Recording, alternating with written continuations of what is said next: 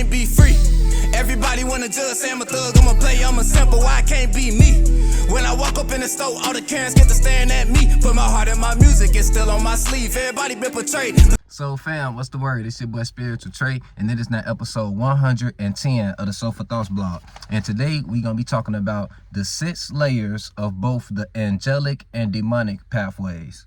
Once again, the 6 layers of the angelic and demonic pathways. Before we dive into it, don't forget to like, subscribe, and share. If y'all want to see our boy in the algorithm, let's dive into it. Now, this video is going to be a part 1 for my next couple of videos. I'm basically going to be crafting out some videos that put you guys in a space to where you understand that every mental space has a curator, a crafter of that space, you know, a crafter of that awareness. So basically what I'm saying is every space has a god of that space. And whatever space you in, you can evolve within that space, right? So I'm putting you guys within that space, and this video is going to be the first intro into that lesson, right? And with this one, we're going to be talking about demonic and angelic pathways. The 2 pathways that we face, the first crossroads that we meet, specifically once we get to a point in our life where our innocence goes away, you feel me, where we start to mature, you feel me, and start to look at life from a more mature standpoint. We know that, you know, a lot of circumstances can snap someone out of their innocence, right? Whether it's a peer pressure situation or a traumatic event, or just living life and having to get out of your comfort zone, right? It's always going to be a certain event or a certain, incident that snaps you out of your innocence, right? And from that point, you meet your first crossroads, which is subconsciously deciding whether you're going to go down the demonic or the angelic path. So we're going to break down the layers of each path and how we can expand within each space, you feel me? And like I say, this is not a video to necessarily help demons know how to expand within their demonic realm. It's just it's a video to tap you guys into the space of the godly space where you're centered, right? And you can see everything from a non-biased perspective. So you have to understand how demons operate the same way that you want to understand the way angelic spirits operate, right? Just so you can have a total understanding of the puzzle that we're in. You feel me? So without dragging the video too long, because I do got to get to work, let's dive into it. So the 6 layers of the demonic pathway. We're going to start from the lowest layer and work our way up to the most expanded one, okay? Now, the lowest realm, or the lowest angle of perception, because that's really what these layers are. They're different angles of perception, right? And we can expand our perception through experience, right? Right. So the first layer, or the first angle of perspective within the demonic pathway, is what we call the sad fisher. And a spirit becomes a sad fisher. Well, first let's explain what a sad fisher is. A sad fisher lives in victim mentality and fear. They unintentionally drain others by constantly needing attention, whether in the form of advice, financial, or mental help. Usually they are very shy, insecure, and find themselves in situations where they need external help often. So a person usually becomes a sad fisher when, they've been abused in some type of way, right? And the pathway that they took after that abuse was, living in a victim mentality, or living in fear of leaving their comfort zone, because they feel like anywhere outside of their comfort zone can lead them back to a situation of being abused again. So this can manifest itself in multiple characteristics, right? Like examples of a sad fisher is friends that's always in need, or love bombers, because if a person is living in a victim mentality or living in fear, they leech on and attach themselves to them comfort zone, right? To the people that they can trust. They really latch on to these people like very hard, right? Because in a person that's been abused mind, the few people that they can trust, those people are their whole world. You feel me? So that leads to them being love bombers, or if it gets very extreme, they can even become stalkers. You feel me? These can be usually very timid people, so they can be pushovers, or people pleasers, you feel me? Because like I say, they look at every connection as so fragile because they are fragile, you feel me? So these are examples of sad fishers. They subconsciously and unintentionally drain you. You feel me? Just because the space that they in of always living in a victim mentality, they always manifest in situations of being a victim, of needing help. So it's like, damn, I gotta help this nigga again. He in another. It's like they always in need, but they mean, but they mean the best. Like they mean well. Like on the surface, these come off as pure souls. These could be a pure soul individual, right?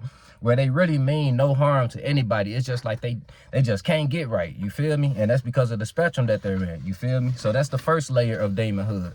Now the second layer is coasters. And these are the most common prototypes of people that we can find in the world. Because what is a coaster? A coaster is a soul with very little internal spark. They usually still have enough compassion to be good people on the surface, and can even come off as pure souls like the sad fisher, but they lack individuality and silently drown in insecurities, eventually giving up on aspirations for a better life and resent people who don't relate to that struggle or who shine their light too bright upon them. So y'all know them people that like this, like I say, this is the average person. Like on the surface level, these are good people. Like they have compassion to help the next man and everything like that.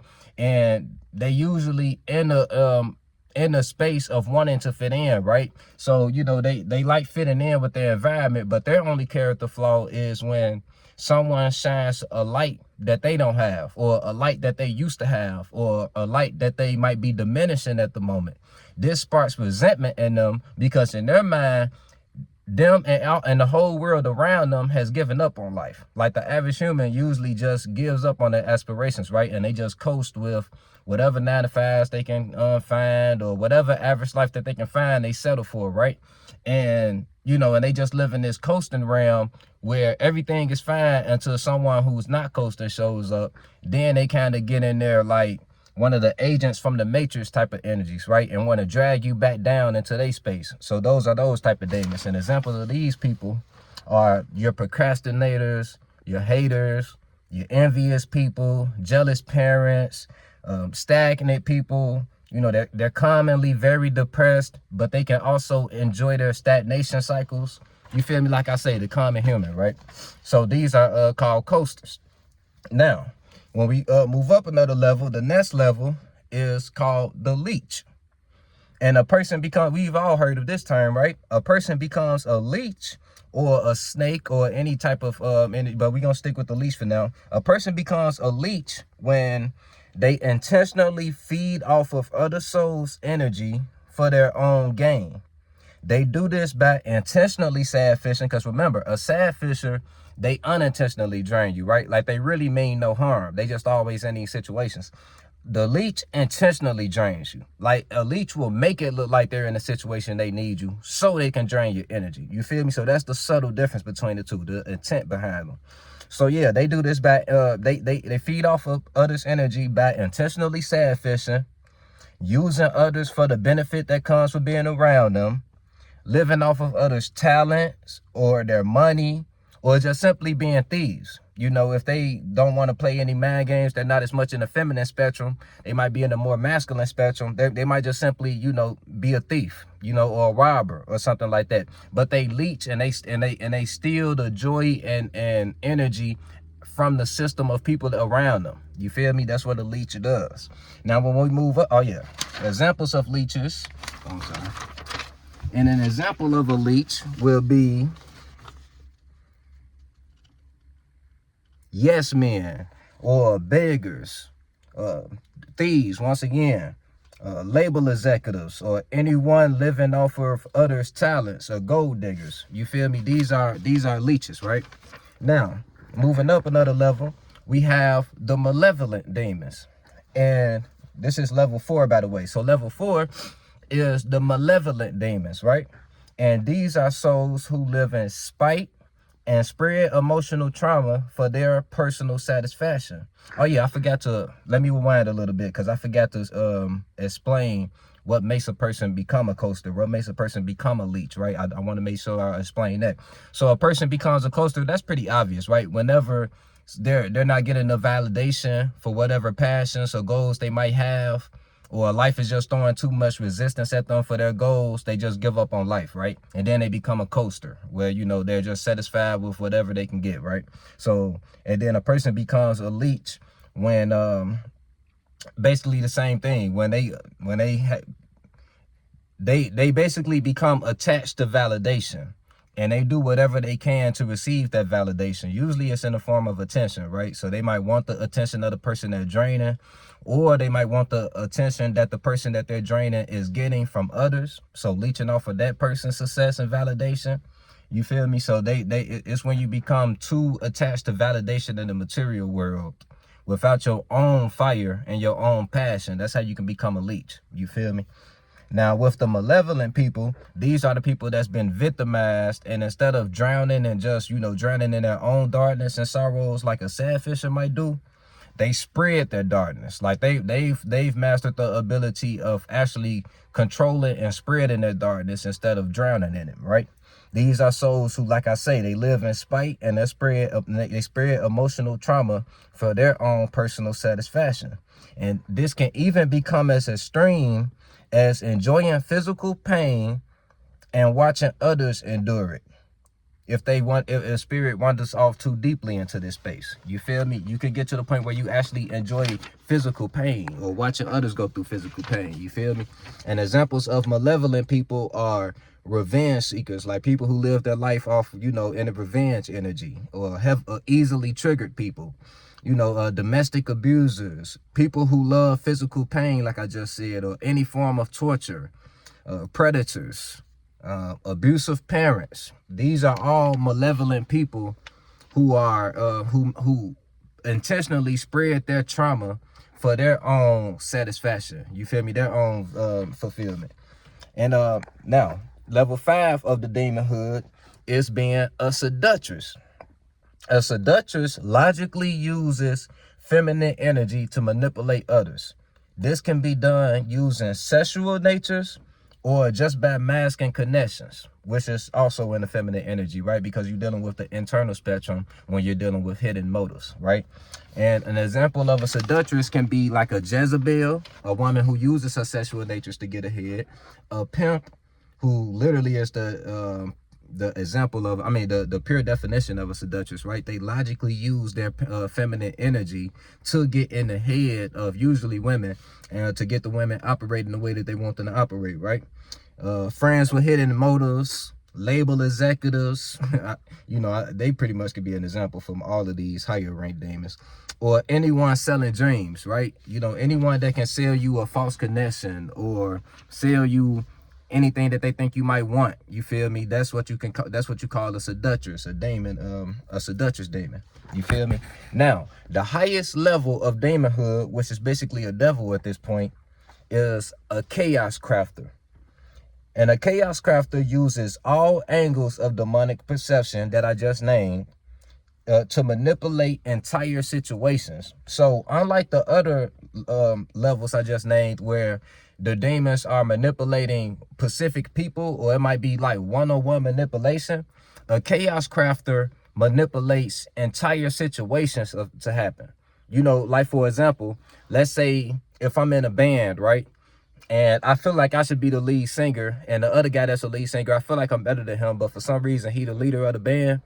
And I might have sat back and observed the behavior mechanisms of the whole band, so I know what makes every person tick. I know they triggers and everything like that, because I've gotten close to them, maybe using my seductress tactics. You feel me?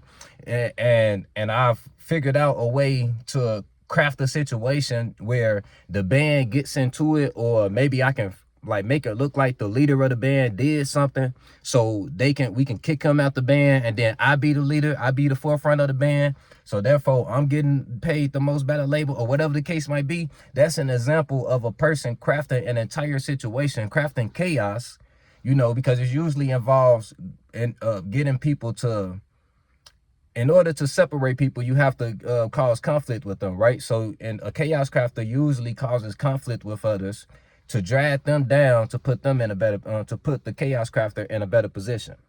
You feel me? I hope that makes sense. But the an example of a chaos crafter would be this government. You feel me? Instigators, anybody who instigates us, you know, instigates conflict for specific purpose. Cult leaders, you feel me? Like any organizations, any organizational leaders that focus on studying how to create conflict within a community in order to rise above that community. Yeah, those are chaos crafters, right? So those are the devils. So, and sorry family, I got to speed up the video, but I got to go in a little bit. So those are the demonic pathways, right? Those are the 6 demonic pathways.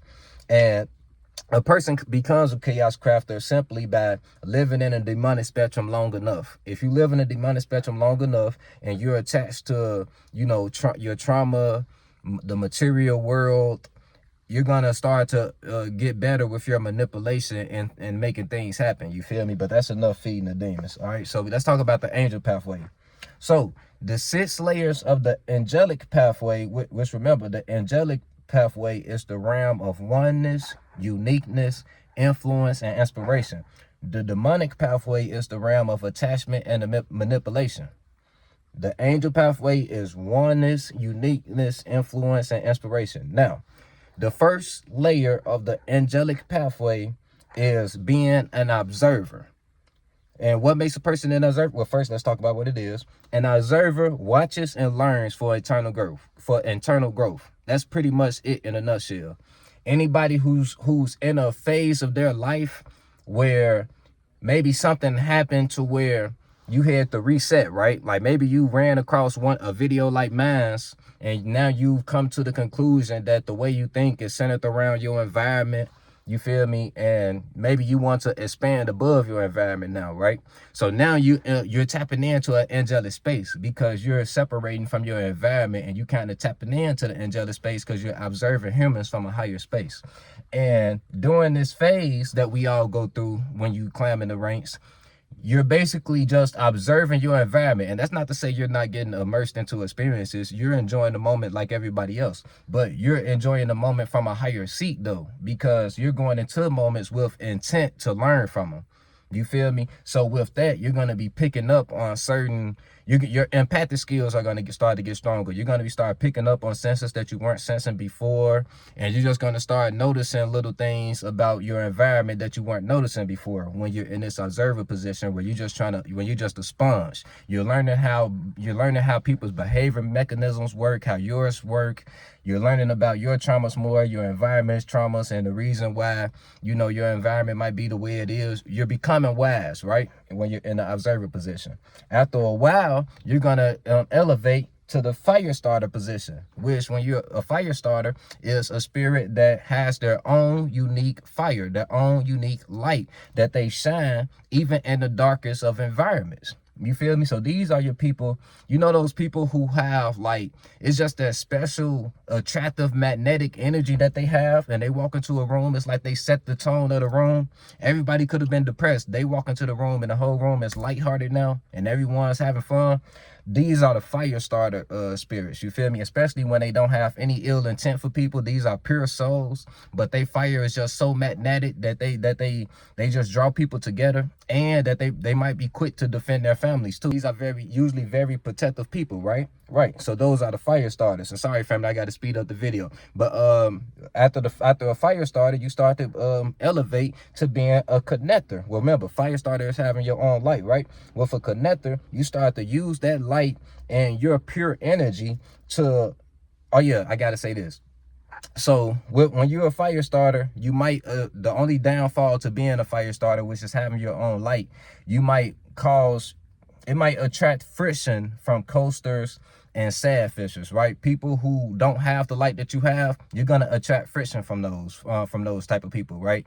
So that's that. Now, when you elevate to being a connector, you're gonna start using that fire you have, that unique fire you have, and your pureness as a spirit, your pureness and your intent as a spirit to be a connector. You're going to start noticing that you can easily bring people together for one purpose after so long. You feel me? When you elevate to that level where you can easily develop a purpose, go into a room and get people all and get everyone aligned with that purpose, you feel me?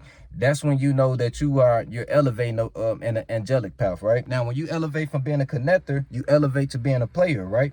Which don't think from a human logical standpoint when I say player. I'm not talking about playing around with people's emotions like what we would call a player. I'm just calling this specific angle of perception the player angle, because you easily go with the flow, but at the same time control the flow of every environment that you go into. You control the flow by getting everyone to you control the flow while staying mindful of how beneficial the flow is for everyone, right? So you know how to go within the flow. Like, let's say you go into a job, right, and you want it to operate differently. You know how to go into the flow of how things have already operating, keep people connected, learn where everyone works best at, and you know how to get close with your manager and get them to run it in a way that you see fit, but also in a way that everyone will benefit from it. You feel me? Like when you can do shit like that, that's when you tapping into that to the player spectrum of being an angel, right? Now the next two pathways are the godly angles, right? The next two angles are the God angles, and the first one is the feminine spectrum of God, which is the creator. You use all four angelic angels that I just brought up to craft realities that align with everyone involved with you. You feel me? So this is basically the exact opposite of the chaos crafter. Instead of creating situations of conflict so you can rise, you create situations of connection for everyone around you to rise. You feel me? And sorry family, I don't have enough time to go super in detail, but I hope that makes sense. The masculine spectrum of the godly pathway, of the God path, is the light bearer. And this is the highest angle, the light bearer. You spread angelic knowledge.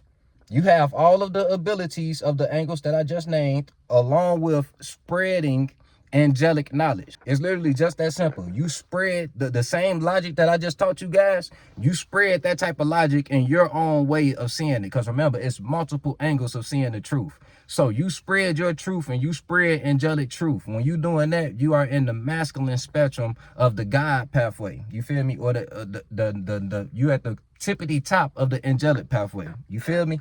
So yeah, that's the video, family. Those are the 6 layers of the angelic and demonic pathways. I'm sorry, I gotta get to work. It's your boy Spiritual Trey signing out. Remember, you are not your mind. You are the spirit that's forming and creating your mind. So be mindful of how you create your mind and how you react to situations. It's your boy Spiritual Trey signing out. Love you, family. On the beat, start preaching. Feel no evil, see no evil, but peep it. I don't aim for the stars, I want leeches. And the snake spawn, I'ma kill the whole species. Rest in peace to all the peaceful preaching. The youngest wildin', but they say they evil, that's kind of reaching. Who really controlling the way you thinking? Find the truth.